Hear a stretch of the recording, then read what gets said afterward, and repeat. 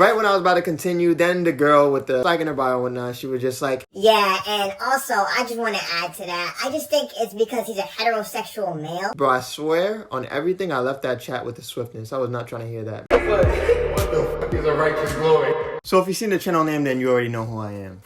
I got a serious question for you people. Do people just look for reasons to be mad and just upset and like angry? Because like I genuinely believe that that's the case. So not too long ago, which was like a few weeks ago, Classics, my man's, yeah, you already know who that is. If y'all don't, then check out the other story time. But basically that man hit me up, pinged me into a Clubhouse room. If you don't know what Clubhouse is, it's pretty much a new social media app based on chat rooms, networking, and things like demon timing.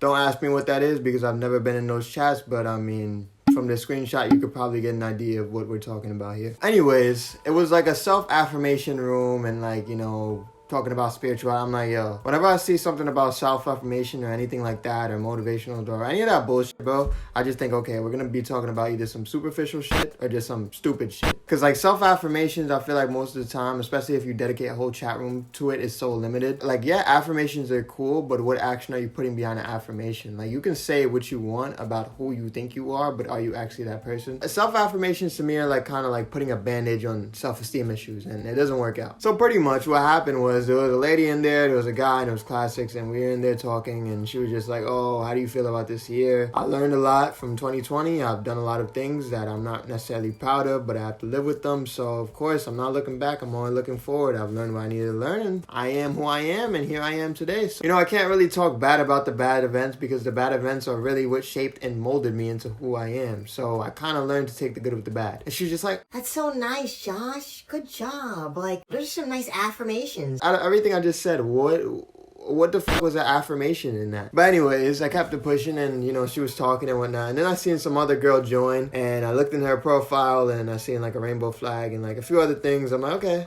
that's interesting. All right, I got some interesting vibes off of it right away. So as I'm sitting there and I'm thinking about, okay, where is she gonna take the conversation next? She all of a sudden is like, oh, did you guys see what Diddy had to post the other day? He had the nerve to go on Instagram and post, if 2020 didn't bring the hustle out of you, then you're not built for it. And I was just astonished by how he can have the nerve to say something like that in a year that we just experienced. And I'm just trying to really think and sit. Like, I'm like, okay, did he like say something worse? Like, did he say like, yo, if you didn't do this shit, you're a fucking bum? Like, from the way she was saying it, it sounded like he said the worst thing ever. And I'm like, but I don't see what he said wrong in that statement. If it didn't bring the hustle out of you, then it didn't bring the hustle out of you. Yeah, maybe you aren't built for the hustle. What he's saying is if you got dropped down to your lowest moment and you don't feel everything in your body telling you that you want to shoot back up and go further than you were last time, then maybe you're not built for that. I understand what you're saying, and I get where you're coming from, Josh, but I just think it's very unfair to think about everything that happened this year and say, oh, if you didn't do this, then you're not built like this. Like, no, that's not fair. People went through things this year. That's true. People go through things, some worse than others. That's understandable. But his point is, with what he's saying is, that should inspire you, not discourage you. And that's what I'm getting from what he's saying. What I'm looking at right here is just tough love. Like, you just keeping it real. But to say that they're not hustlers,